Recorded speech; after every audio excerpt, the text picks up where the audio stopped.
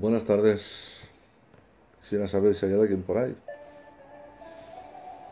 He hecho dos intentonas anteriormente, pero con ningún éxito.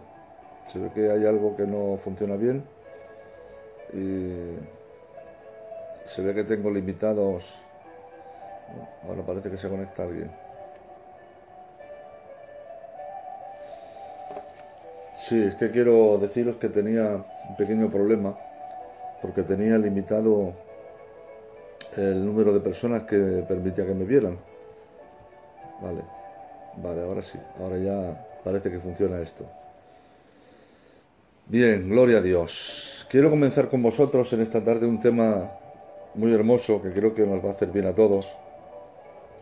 Y quiero empezar poniéndoos una imagen, ¿vale? Una imagen alusiva a lo que vamos a hablar en esta tarde, que creo que va a ser de mucha bendición y si lo entendemos, pues nos va a hacer bien, ¿vale? Vamos a hablar, hermanos, acerca de la piedra del fundamento.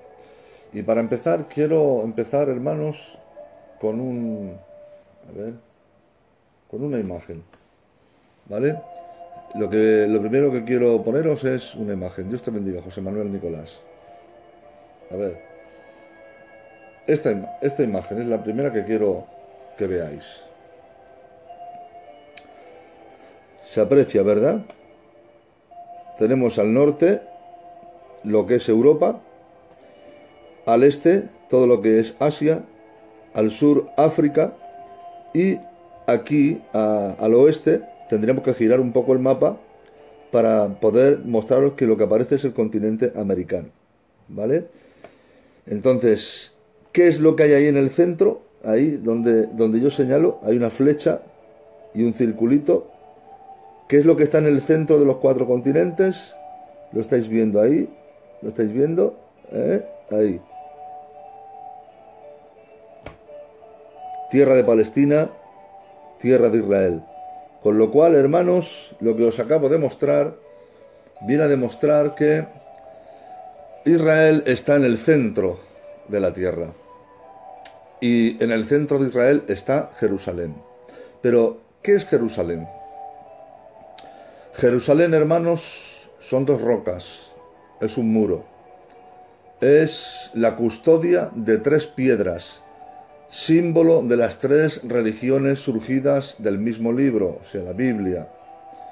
Una piedra es el muro occidental para los judíos, la otra es la losa del Santo Sepulcro para los cristianos y la otra es la piedra de Mahoma para los musulmanes. Quiero deciros, hermanos, y apuntar este dato, Dios te bendiga, Tino. Quiero deciros, hermanos, que Jerusalén, la ciudad de Jerusalén, ha sido 12 veces destruida, 52 veces capturada, 44 veces recuperada. Ha soportado 36 guerras y ha sido oprimida y saqueada al menos 28 veces por pueblos invasores, como por ejemplo los egipcios, los asirios, babilonios, macedonios, ptolomeos, seleúcidas, romanos, bizantinos, persas, árabes, cruzados cristianos, las tribus bárbaras de las estepas, los mongoles, los mamelucos, los turcos, los otomanos, los británicos y también los jordanos. Esto es lo que ha ido sufriendo, hermanos, Jerusalén a lo largo de su historia. En el año 70, como todos sabéis, el general Tito destruyó Jerusalén y ordenó que después la ciudad fuera arada con bueyes para no dejar piedra sobre piedra. Más de 1 millón de personas fueron masacradas y asesinadas. El templo, segundo templo, fue destruido y los judíos supervivientes fueron deportados a las naciones por todo el mundo. Bendecido sea el nombre del Señor. Si hay alguna anomalía, me gustaría que me la informarais para corregirla inmediatamente, ¿vale? Ahí estamos. Os quiero hablar, hermanos, de esto que estamos hablando, de que la tierra de Israel estratégicamente está situada en el mismo centro del mundo. Hay un versículo en la Biblia que se encuentra en el libro de Ezequiel, en el capítulo 5 y versículo 5, que dice: Esta es Jerusalén, la puse en medio de las naciones y de las tierras alrededor de ellas. Yo tengo que seguir mostrándoos más gráficos para que lo sigáis viendo, para que os hagáis una imagen de lo que os vengo diciendo. Mirad, esto es un mapa global de la Tierra, ¿lo veis? En donde se ve claramente los países. Este es el continente africano, todo esto, que está al sur. Todo esto es el continente asiático, que está al este. Por aquí está el continente americano, que está al oeste, habría que darle la vuelta. Y al norte está Europa, la vieja Europa. ¿Y qué es lo que está en el centro? Aquí tenéis en pequeño, pero luego aquí tenéis la zona ampliada. Miradlo, ¿lo veis? Esa zona ampliada es esto. Y esa es la forma que tiene en la actualidad la nación de Israel. ¿Vale? Israel, hermanos, tiene esa forma. Entonces, si miramos en qué parte del mundo está situado, en el mismísimo centro. Tal y como dice la Biblia en el libro de Ezequiel, que así lo hemos leído. Esta es Jerusalén, Ezequiel 5:5. La puse en medio de las naciones y de las tierras alrededor de ella.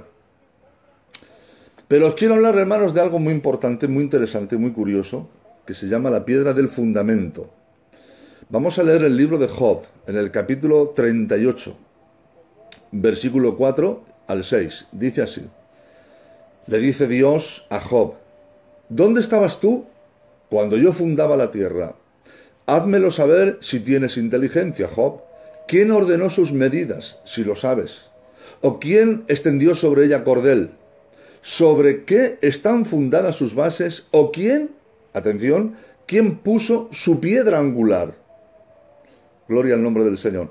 Dios, hermanos, en este versículo está asegurando que como todo buen arquitecto que construye una edificación, en un momento determinado ese arquitecto tuvo que haber colocado una piedra angular para esa construcción, ¿vale? Que le sirva de base para poder levantar toda la construcción. De la misma manera, hermanos, Dios le pregunta a Job que dónde está la piedra angular del planeta Tierra.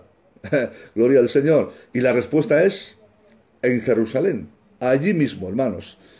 Dios, hermanos, está asegurando aquí que hay una piedra especial sobre la cual Dios fundó el planeta Tierra. ¿Saben cómo se llama esa piedra? Quédense con este nombre. Eben Shetiyah. Eben Shetiyah, que se llama o significa la piedra del fundamento. Veréis, hermanos.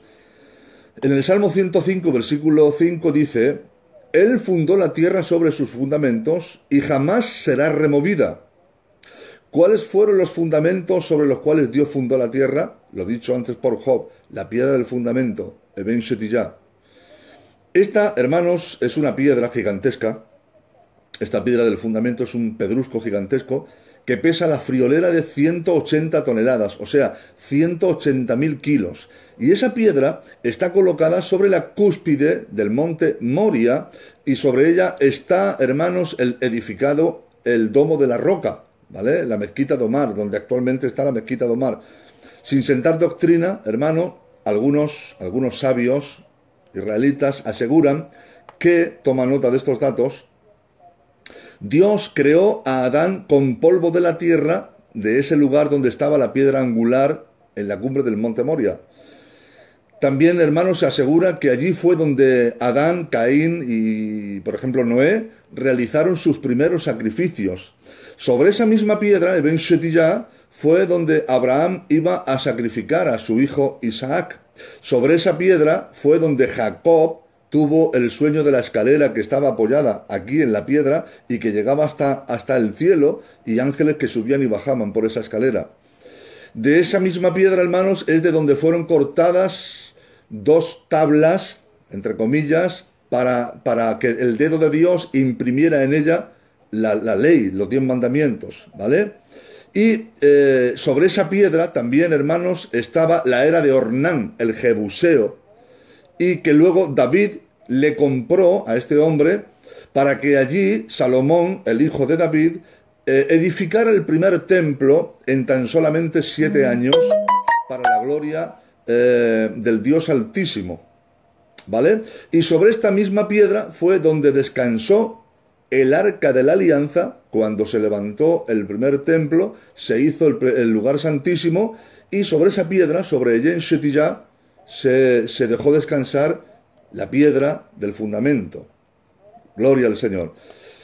En cuanto al primer templo, hermanos, lo destruyó Nabucodonosor, como todos sabemos, en el año 538 a.C. Eso creo que es un dato que todos lo sabemos, ¿vale? Y Zorobabel lo levantó 70 años después.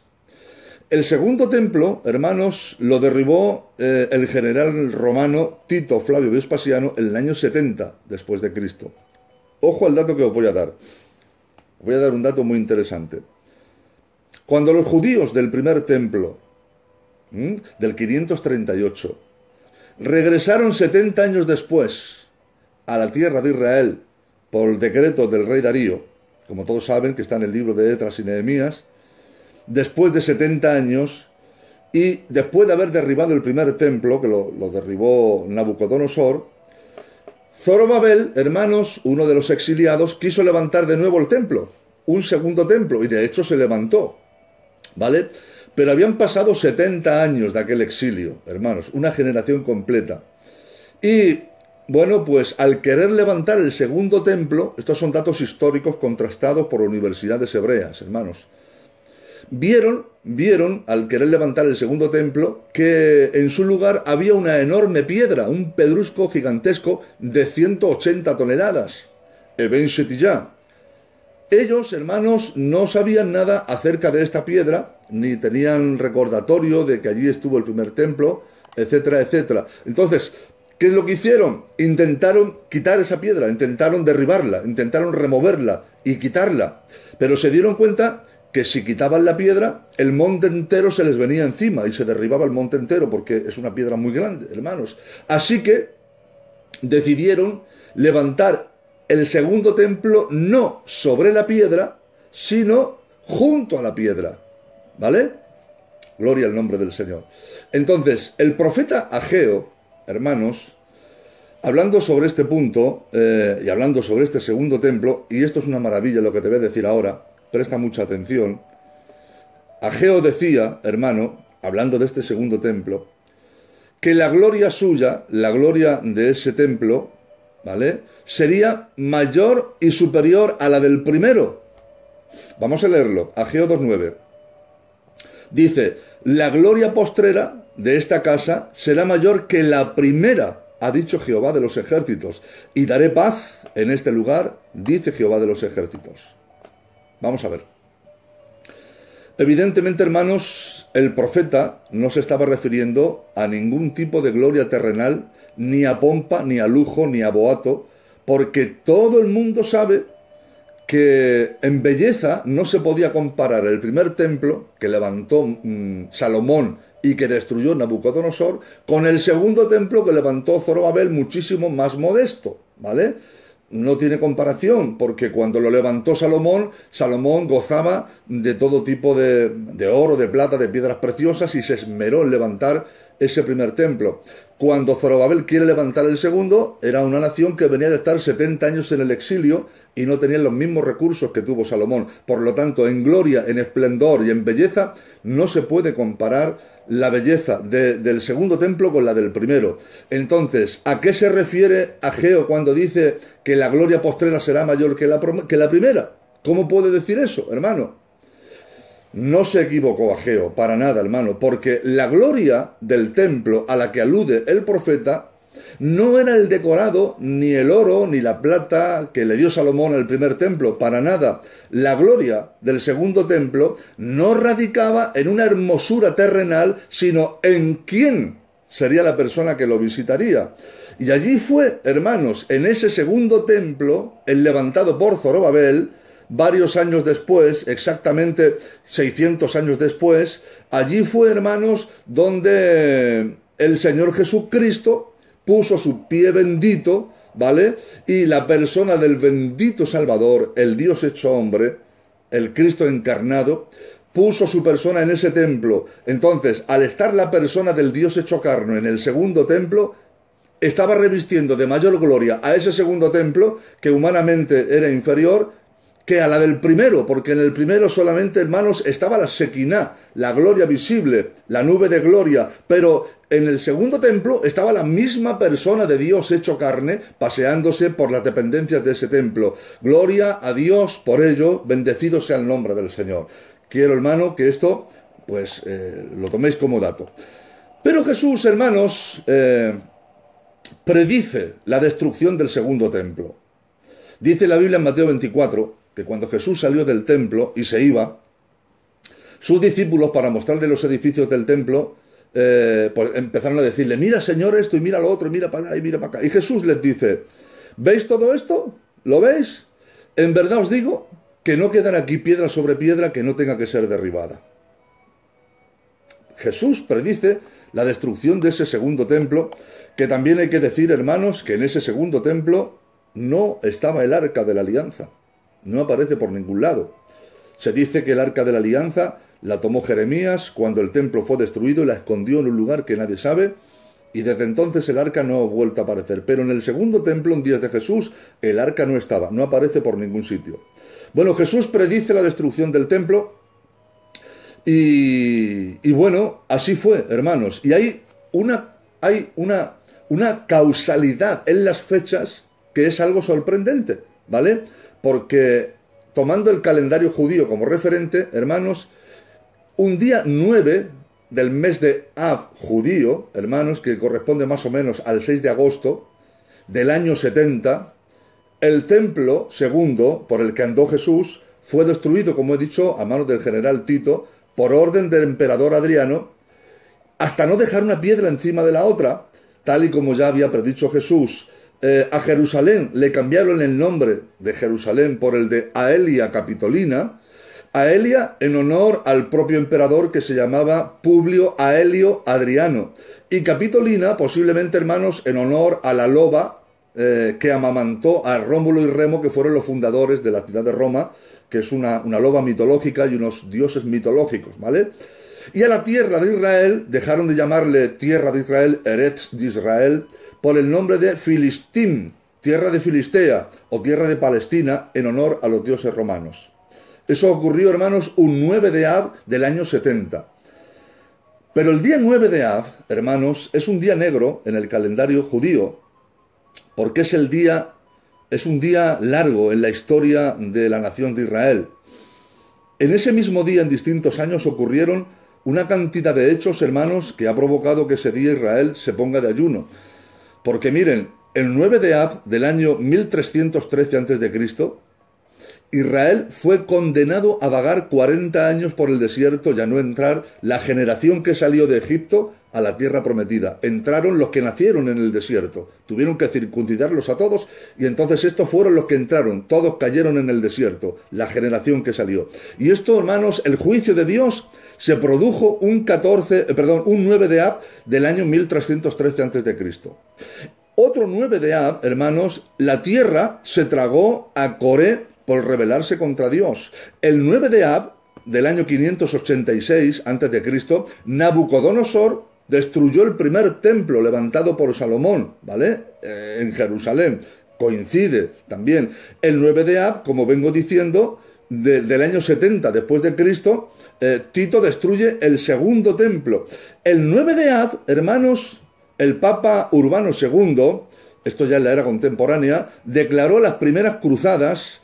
Y allí, hermanos, nació una expresión que nosotros en el mundo occidental la decimos como para dar ánimo a la gente, pero realmente, hermanos, era un grito de guerra que los caballeros cruzados europeos lanzaban mientras incendiaban Jerusalén, y era este: Hip, hip, hurra, hip, hip, hurra. Hip, hip, hurra son, hermanos, 3 H's, ¿vale? Hip, hip, 2 H's, hurra, 3 H's. Y eso, hermano, era la abreviatura de la frase Jerusalén ist perdida. Jerusalén está perdida. Entonces, hermanos, esta frase quiere decir Jerusalén ha caído y estamos en el camino al paraíso. Eso es lo que decían estos cruzados que arrebataron la ciudad de mano de los musulmanes. Eso ocurrió también un 9 de Ab.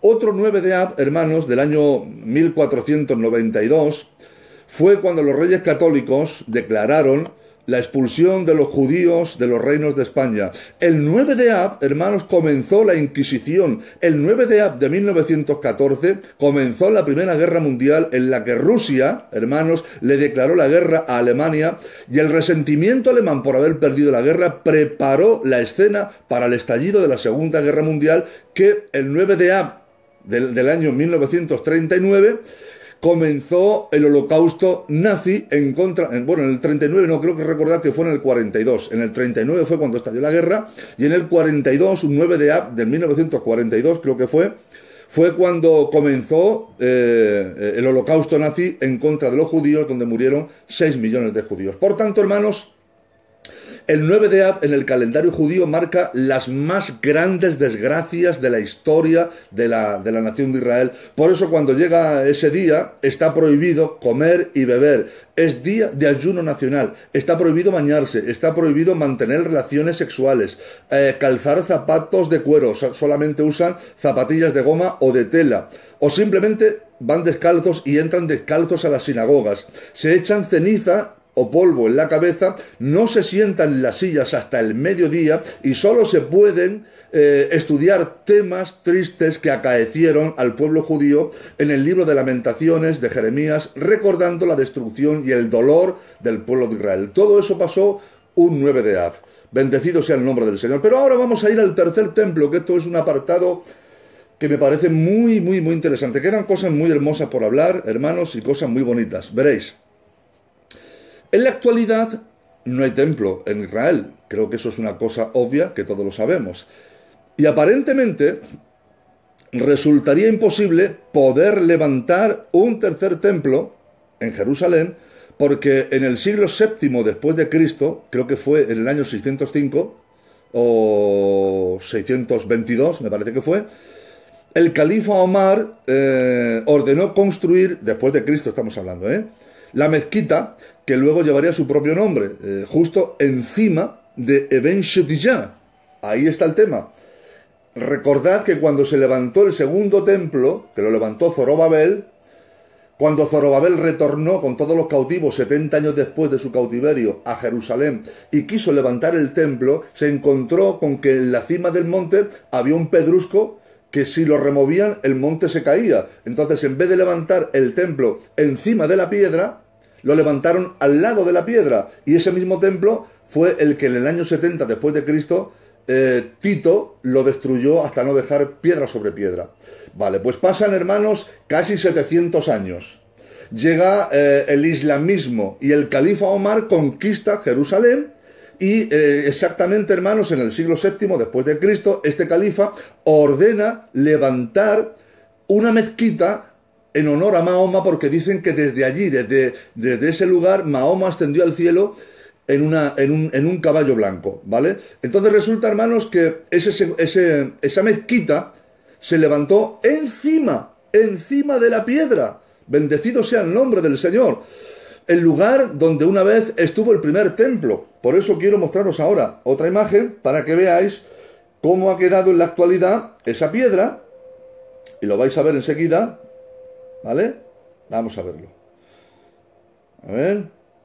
Lo tenemos aquí. Mirad. Esto que os voy a mostrar es una dependencia de la mezquita de Omar. Una dependencia de la mezquita de Omar. Y mirad lo que tiene dentro la mezquita de Omar.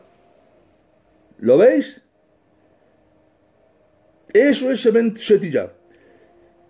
Ahí está. La piedra del fundamento. Está, hermanos, dentro de la mezquita de Omar. Bendecido sea el nombre del Señor. Entonces, si alguien se atreve a mover ni una sola piedra de allí, de ese lugar de la mezquita, con la intención de levantar un tercer templo, los más de 1.200 millones de musulmanes que hay en el mundo formarían la tercera guerra mundial. Ya sabéis cómo son ellos Ahora sí se ve la imagen. A ver. Vale, Alfonso. Entonces, el templo, hermanos, tiene un problema, porque la ubicación la está ocupando actualmente la mezquita de Omar.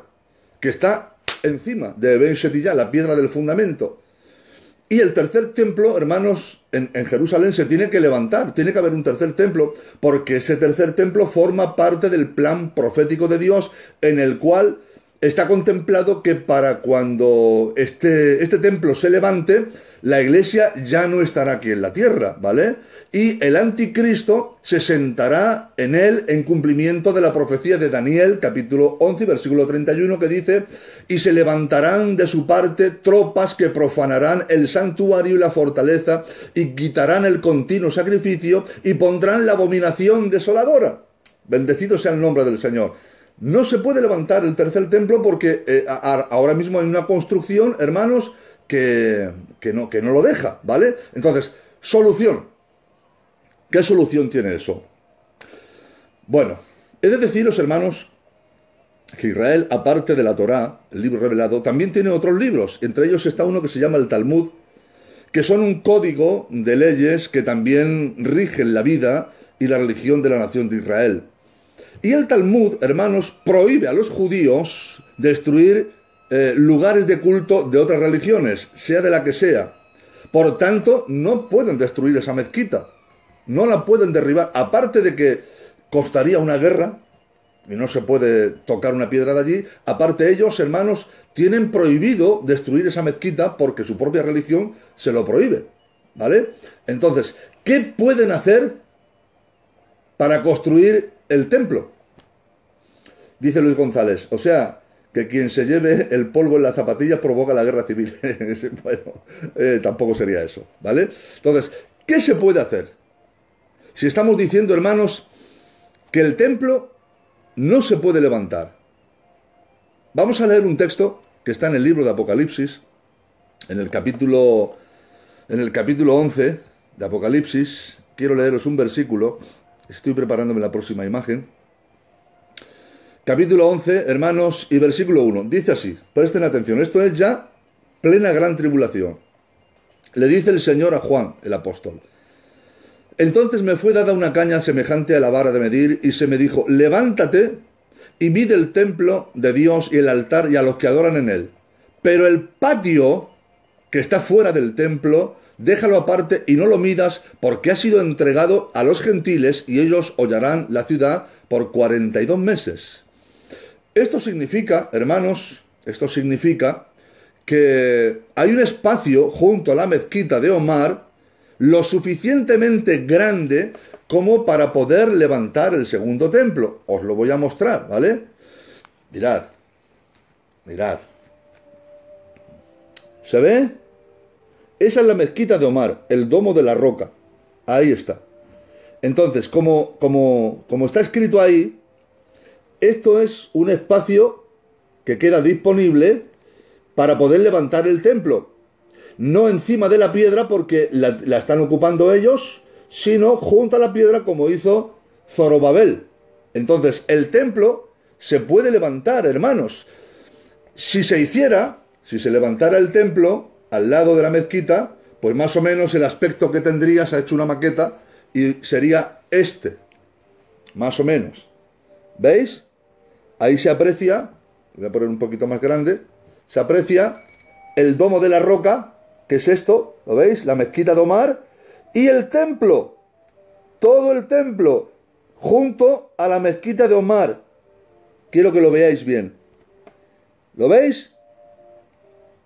La mezquita de Omar es esto que se ve aquí, y ahí en el espacio que os he mostrado en el anterior gráfico, a ver si lo puedo mostrar, ahí, ¿lo veis? En ese espacio disponible que queda libre es donde se podría levantar ese, que sería el tercer templo. Gloria a Dios. Bueno, ya, hermanos, el Instituto del Templo está dispuesto. El dinero está, el mobiliario está, los utensilios, los planos, incluso los sacerdotes. Y aún lo más difícil de conseguir para poder levantar un tercer templo y que pueda haber sacrificio, era que apareciera la vaca roja, la vaca alazana de la que habla la Biblia en el Pentateuco. Una vaca que tenía que ser roja hasta las pezuñas y no podía tener ni siquiera, o sea, se le permitían como máximo 3 pelos blancos en todo el cuerpo. O sea, esa vaca estaba totalmente extinguida, había desaparecido, no existía. Y sin esa vaca era imposible, no valdría de nada. Aunque levantaran el templo y tuvieran todo, no valdría de nada si no aparece la vaca lazana, porque había que coger la vaca, sacrificarla, quemarla, reducirla a cenizas y con las cenizas espolvorearlas para santificar el templo. Entonces, para la gloria y la honra del Señor, esa vaca alazana ha aparecido. Hay granjeros norteamericanos de origen judío, hermanos, que han conseguido que esa vaca pueda aparecer y la vaca ya está preparada, hermano, para el tiempo del fin, porque estamos hablando del tiempo del fin. Bendecido sea el nombre glorioso y santo del Señor. Entonces, ¿cómo se puede hacer esto? ¿Cómo se podría hacer que se levantara el tercer templo? Los musulmanes están reclamando a Jerusalén como capital, hermanos, de un futuro Estado palestino. Y lamentablemente los líderes políticos actuales de Israel están cediendo terreno, ¿vale? Están cediendo terreno porque su actual política es tierra a cambio de paz. Y esto es lo único, esto lo único que está haciendo es facilitar o preparar el escenario para el surgimiento de un falso Mesías, un anticristo que es nada más ni nada menos que el anticristo que se ha de manifestar en los tiempos postreros cuando la iglesia del Señor nos hayamos ido. Pero quiero leeros, hermanos, un versículo que se encuentra en el libro de Zacarías, en el capítulo 12, que todos conocemos perfectamente, y versículo 2, que dice: He aquí, yo pongo a Jerusalén por copa, que hará temblar a todos los pobladores de alrededor contra Judá en el sitio, cuando acerquen a Jerusalén. Y en aquel día yo pondré a Jerusalén por piedra pesada, a todos los pueblos, a todos los que se la cargaren, serán despedazados. Bien que todas las naciones de la tierra se juntarán contra ella. Eso está hablando, hermano, de la batalla de Armagedón. Mirad, la Primera Guerra Mundial, hermanos, tuvo, entre otros objetivos, entre otros muchos, evitar el crecimiento de la nación o de la comunidad judía en Europa. La Segunda Guerra Mundial tuvo como objetivo aniquilar, exterminar y acabar con los judíos, no en Europa, en el mundo. Pero la Tercera Guerra Mundial, hermanos, que va a ser inevitable, tendrá como objetivo la conquista de Jerusalén y la destrucción definitiva del pueblo de Israel. No lo conseguirán, queridos hermanos. ¿Saben por qué? Porque el Dios de Israel intervendrá enviando a su Mesías. Bendecido sea el nombre del Señor. Lee conmigo Zacarías capítulo 14, versículo 2. Dice así: Porque yo, dice el Señor, reuniré a todas las naciones para combatir contra Jerusalén, y la ciudad será tomada, y serán saqueadas las casas, y violadas las mujeres, y la mitad de la ciudad irá en cautiverio, mas el resto del pueblo no será cortado de la ciudad. Después saldrá Jehová y peleará con aquellas naciones como peleó en el día de la batalla. Está hablando de Armagedón. Y se afirmarán sus pies en aquel día sobre el monte de los olivos. ¿De quién estamos hablando? ¿Quién aparece en el monte de los olivos? Que está enfrente de Jerusalén al oriente. Y el monte de los olivos se partirá por la mitad, hacia el oriente y hacia el occidente, haciendo un valle muy grande. Y la mitad del monte se apartará hacia el norte y la otra mitad se apartará hacia el sur. Este será, hermanos, el momento glorioso para Israel, porque este será el momento que marcará el retorno, el regreso del Mesías verdadero, no el rapto de la iglesia, que ya se produjo 7 años antes, antes de la gran tribulación, ¿vale? Pero Jerusalén, hermanos, vivirá un momento de tanto dolor que una bomba nuclear, hermanos, de una potencia jamás nunca antes vista, estallará en Jerusalén unos minutos antes de que el Mesías ponga los pies en el monte de los olivos, que posiblemente esto será lo que provoque que el monte se parta por la mitad. Leemos de nuevo Zacarías capítulo 14, dice: Y esta será la plaga, por eso digo que puede ser una bomba atómica, por esto que voy a decir. Esta será la plaga con que herirá Jehová a todos los pueblos que pelearon contra Jerusalén. La carne de ellos se corromperá estando sobre sus pies, y se consumirán en las cuencas sus ojos, y la lengua se les deshará dentro de su boca. Gloria al nombre del Señor. El anticristo, hermanos, provocará la batalla de Armagedón, la más grande de todas las batallas jamás conocidas. Pero ángeles bajarán y se enfrentarán a las tropas del anticristo. Cuando Napoleón Bonaparte, hermanos, conquistó la tierra de Israel, la tierra santa, y observó el valle de Josafat, o el valle de Megiddo, que es lo mismo, el valle de Armagedón, él dijo esta frase: si yo tuviera la potestad de reunir a todos los ejércitos del mundo en este lugar, los vencería, porque este es el lugar ideal para ganar una batalla. En este valle, hermanos, en el valle de Josafat, en el valle de Megiddo, en el valle de Armagedón, es donde David mató a Goliat. En este valle fue donde Débora y Barak juzgaron a la nación de Israel. Y en ese mismo lugar, en ese valle, hermanos, será donde el Mesías acabará con el anticristo. Dice la Biblia en 2 de Tesalonicenses que lo matará con el fuego de su venida y con el espíritu que sale de su boca. Pero no será un momento fácil, hermanos, para Jerusalén, ni para la nación de Israel, ni para el pueblo judío. Será el momento más terrible en la historia de Israel, porque ni todo el sufrimiento unido del pueblo de Israel a lo largo de toda su historia se puede comparar, queridos hermanos, con el sufrimiento que le espera a la nación de Israel durante la gran tribulación. La ciudad de Jerusalén, hermanos, se verá rodeada de ejércitos. El anticristo reunirá a todas las naciones de la tierra y se enfrentará a los asiáticos, a los chinos, en la batalla de Armagedón, que es el único país que puede formar un ejército de 200 millones de soldados, porque así está escrito en la palabra, que Juan vio un ejército y pudo contarlo, 200 millones de soldados. Y estos 200 millones de soldados cruzarán el río Éufrates, que está en Irak, según Apocalipsis, y llegarán, hermanos, a Israel. Y el anticristo, con todas las naciones, les saldrá al encuentro y estallará una batalla entre ellos e Israel, estando en medio. Bendecido sea el nombre del Señor. Ese momento, hermanos, ese momento de desesperación será tan grande para los judíos que entonces muy posiblemente ellos será cuando reciten el Salmo 121, que dice: alzaré mis ojos a los montes, ¿de dónde vendrá mi socorro?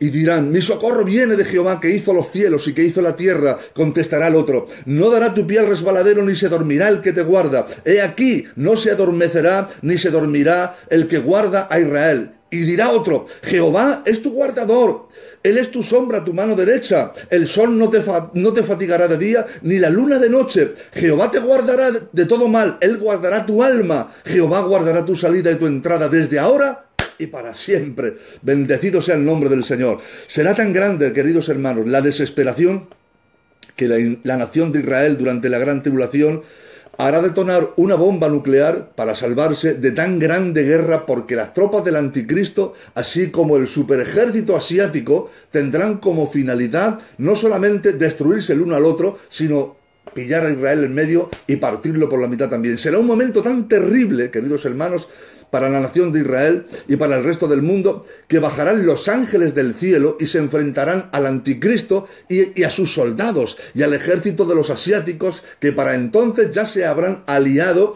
para luchar contra su común enemigo que desciende desde los cielos. Pero el Cordero de Dios, hermano, que ahora viene como un león, ya no es el Cordero. Ya no es un cordero, ahora es un león, hermanos, ahora es el león, como dice ese cántico, no vendrá como cordero, vendrá como león rugiente. Ahora será cuando se cumpla el día de la venganza del Dios nuestro, porque Jesús les vencerá. Bendecido sea el nombre del Señor. Entonces, en ese momento, hermanos, es cuando el Señor intervendrá y se cumplirá el Salmo 2, que dice: ¿por qué se amotinan las gentes y los pueblos piensan cosas vanas? Se levantarán los reyes de la tierra y príncipes consultarán unidos contra Jehová y contra su ungido, diciendo: rompamos sus ligaduras y echemos de nosotros sus cuerdas. Pero el que mora en los cielos se reirá, el Señor se burlará de ellos. Luego hablará a ellos en su furor y los turbará en su ira. Pero yo he puesto mi rey sobre Sión, mi santo monte. Bendecido sea el nombre del Señor. Es ahí, hermanos, es ahí cuando el Mesías bajará a Jerusalén, cuando haya estallado esa bomba nuclear y sus ejércitos angelicales hayan guerreado y derrotado a los ejércitos del anticristo y de los asiáticos, de los chinos. Entonces será cuando toda la nación de Israel le vean venir en gloria y quieran en él y se conviertan, y se cumple ese texto que dice: llorarán y lamentarán por aquel que traspasaron. Y dice Mateo 24:30, entonces aparecerá la señal del Hijo del Hombre en el cielo. Y entonces, ahí, hermanos, ahí será cuando lamentarán todas las tribus de la tierra y verán al Hijo del Hombre viniendo sobre las nubes del cielo con poder y gran gloria. Gloria que yo en esta tarde también quiero darle juntamente con vosotros. En ese momento, hermanos, es cuando se dará paso al reino milenial de Cristo, porque Satanás será encadenado y será atado, hermanos, durante 1000 años. El anticristo y el falso profeta serán lanzados, hermanos, al lago de fuego, y el diablo será amarrado en el abismo, y las naciones que atacaron a Israel, todas perecerán. Cuando el anticristo esté puesto a buen recaudo por el Señor, y cuando los ejércitos enemigos hayan sido derrotados por sus ángeles, entonces descenderá, hermanos, la iglesia con cuerpos glorificados, que somos nosotros, la esposa de Cristo. Cuando el Señor haya ejecutado todos los juicios de la tierra, la iglesia retornará aquí a la tierra para celebrar la fiesta de las bodas del Cordero. Gobernaremos durante 1000 años este planeta, queridos hermanos, sobre aquellos que hayan sobrevivido a los 7 años de la gran tribulación, con todas las cosas malas que hayan pasado y que todavía hayan sobrevivido y conserven sus cuerpos mortales. Estos, hermanos, entrarán al milenio y se reproducirán, pero la iglesia con cuerpos glorificados gobernarán y no podrán reproducirse, ¿vale? Porque ya tenemos cuerpos glorificados. La nueva Jerusalén también descenderá a la tierra. En esos 1000 años, hermanos, el Mesías gobernará el mundo desde Jerusalén, en donde tendrá su centro de gobierno. El rey David, hermano, gobernará la nación de Israel, y los 12 apóstoles juzgarán a las 12 naciones de Israel. Gloria al nombre del Señor. Me queda, hermanos, creo que lo más bonito del sermón de esta tarde. Creo que es muy bonito. Presten atención, hermanos, porque quiero leeros un versículo que creo que es el central de todo lo que estamos hablando. Verán, dice el Salmo 118, versículo 22. La piedra que desecharon los edificadores. ¿Te acordáis? Cuando Zorobabel desechó la piedra, no pudo. Bueno, pues la piedra que desecharon los edificadores ahora ha venido a ser cabeza del ángulo. Explícanos esto, hermano Paco. ¿Quién eran los edificadores y quién era la piedra? Bueno, yo doy paso en esta tarde a que venga uno que sabe más que yo, que se llama Lucas, el evangelista San Lucas. Y Lucas, hermanos, en su segundo escrito, que es Hechos de los Apóstoles, nos dice en el capítulo 4 y versículo 11. Dice Lucas: es Jesús la piedra reprobada por vosotros, los edificadores. ¿Quién? Los judíos. La cual ha venido a ser cabeza del ángulo. Bendecido sea el nombre del Señor. Entonces, al igual que en la construcción del segundo templo, los arquitectos, los edificadores, Israel, desecharon la piedra Eben Shetiyah y prefirieron levantar el templo junto a la piedra y no sobre ella, de la misma manera, hermanos, los judíos desecharon la piedra del fundamento de su fe y levantaron su sociedad y cultura en torno a la Torá, pero no sobre ella, porque la principal piedra del fundamento es Jesucristo. Pero Cristo, hermanos, ahora se manifiesta también como piedra, y Pedro nos dice en Primera de Pedro, capítulo 2 y versículo 4, dice: acercaos a él, piedra viva, desechada ciertamente por los hombres, los edificadores, Israel, mas para Dios escogida y preciosa.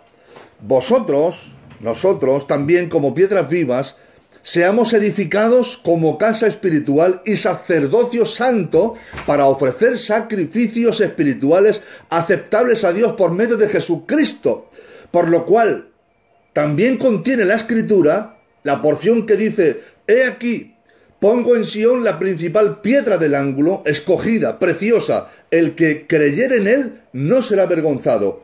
Para vosotros, los que habéis creído, él es precioso, pero para los que no creen, la piedra que los edificadores desecharon ha venido a ser cabeza del ángulo y piedra de tropiezo y roca que hace caer, porque tropiezan en la palabra, siendo desobedientes, a la cual fueron también destinados. Ahí lo tenemos, hermanos, más claro, tinto y embotellado, queridos hermanos. Cristo es la piedra que desecharon los edificadores, pero que ahora ha venido a ser la cabeza del ángulo, porque toda la obra de salvación que Dios ha ideado desde antes de la fundación del mundo, como dice Apocalipsis 13:8, Cristo es el Cordero inmolado desde antes de la fundación del mundo, todo el fundamento, hermanos, era esa piedra que los edificadores desecharon, que es Cristo, la roca. Pero ahora te voy a presentar a Cristo, hermano, y hay un dato que es una maravilla, es una gloria. Mirad, Eben Shetiyah, la piedra, literal, tiene, hermanos, un detalle que concuerda de una forma asombrosa también, milimétricamente con la palabra. Bendecido sea el nombre del Señor. Entonces, esa piedra, hermanos, tiene, curiosamente, tiene un agujero. A ver si lo encontramos. Aquí está. Miren, os lo voy a mostrar mejor. Aquí. La piedra de Ben Shetiyah tiene un agujero, hermanos, en la esquina suroeste, por donde se introducía una cadena por debajo de la roca. Os lo voy a mostrar. Vamos a ver. Aquí lo tenemos.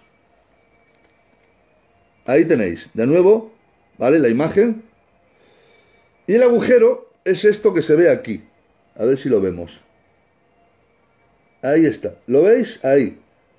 Ahí hay un agujero. Pero ahora os lo voy a mostrar en un gráfico ampliado. Aquí lo tenemos. En blanco y negro, para que se vea mejor. Ahí está. ¿Lo veis? El agujero. ¿Cómo está ahí? ¿Vale? Agujero. Y ahora os lo voy a mostrar todavía más de cerca para que se vea mejor. Aquí. Aquí, cuando gire. Ahí lo tenéis. ¿Lo veis? Ahí arriba. Esto es una zona ampliada de la piedra, Eben Shetiyah, que tiene un agujero. Ese agujero, hermano, lo tenía la piedra, como digo, para pasar una roca, una cadena entre ellas, ¿vale? Por tanto, es una piedra perforada. Es una piedra agujereada. Gloria al Señor. Y esto es una clara alusión, una clarísima alusión a lo que Cristo tuvo que pasar por nosotros, porque su cuerpo también fue perforado, su cuerpo también fue traspasado, porque Jesús fue clavado en la cruz del madero. Por eso Él es la piedra herida. Bendecido sea el nombre del Señor. Según prestigiosos geólogos, hermanos, y esto es otro dato maravilloso, debajo de la roca de Ben Shetiyah, debajo de la roca, se encuentra la mayor concentración de aguas vivas subterráneas en todo el mundo. Os voy a poner un gráfico para que también lo podáis ver mejor de esta forma. Mirad. Ahí se ve en suspensión el templo, ¿vale? Esto sería el templo. Esa es la piedra y debajo hay un manantial de aguas vivas que, según geólogos, hermanos, es el manantial más grande que hay de aguas subterráneas en toda la tierra, ¿vale? ¿Y esto qué quiere decir? Pues que, según la tradición de ellos, hermanos, cuando Dios envió el diluvio, las aguas de arriba y las aguas de abajo, Dios las selló y las encerró debajo de esa roca, ¿vale? Las dejó ahí encerradas. Gloria al Señor. Entonces, es que ando un poquito liado con tantas cosas. Entonces, debajo de la roca, hermanos, hay un manantial de agua viva. Bendecido sea el nombre del Señor. ¿Y quién es el mayor manantial de agua que a ti se te ocurre en este momento? Pues dice la Biblia que Jesús, en el último y gran día de la fiesta de los tabernáculos, que duraba 7 días, hermanos, se puso en pie y dijo esta frase: el que cree en mí, como dice la Escritura, de su interior correrán ríos de agua viva, porque Él es la roca. Él es la roca, hermano, y Él es el que tiene la mayor concentración de aguas vivas para repartir entre todos los sedientos. También dice la Biblia que cuando tuvo la entrevista con la mujer samaritana, la mujer le dice al Señor: dame de esa agua, y el Señor le dice: no, de este agua no, porque cualquiera que beba del agua del pozo de Jacob volverá a tener sed.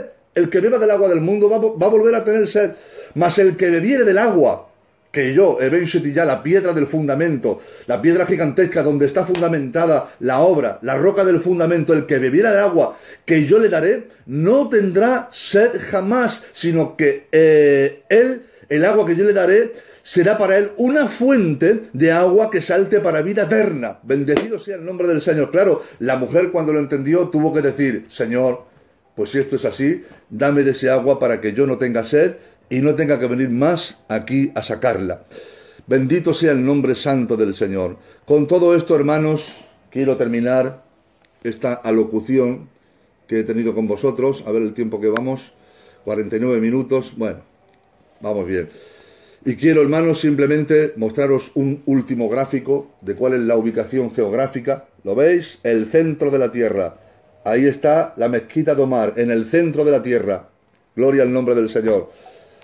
El Señor está cerca, hermanos, muy cerquita, muy cerquita. Jesucristo nos saca de esta tierra, nos vamos con el Señor. Preparaos, preparaos, que el rapto de la iglesia llega en breve y no quiero ser espectador de todo lo que tiene que venir a esta tierra. Yo quiero ser de los que desciendan con Cristo a la tierra para reinar con Él durante 1000 años. Yo me marcho con el Señor, lo tengo muy claro, hermanos, yo no me quedo aquí, yo me marcho de aquí. Había un ancianico que está en la presencia del Señor en la iglesia que yo pastoreaba hace muchos años, que decía, Señor, llevo muchos años contigo, pero si no hago tu voluntad, me quedo en esta tierra y no quiero quedarme. Yo no me quiero quedar, hermano, son muchos años y no quiero quedarme, lo tengo muy claro. Cada vez, hermano, tengo más claro que nos vamos con el Señor. Así que, hermanos, compañeros, amigos que habéis estado ahí hasta el final, gracias por este tiempo que habéis dedicado para estar conmigo y que Dios os bendiga. La paz del Señor sea con todos vosotros y hasta una nueva emisión. Dios os bendiga.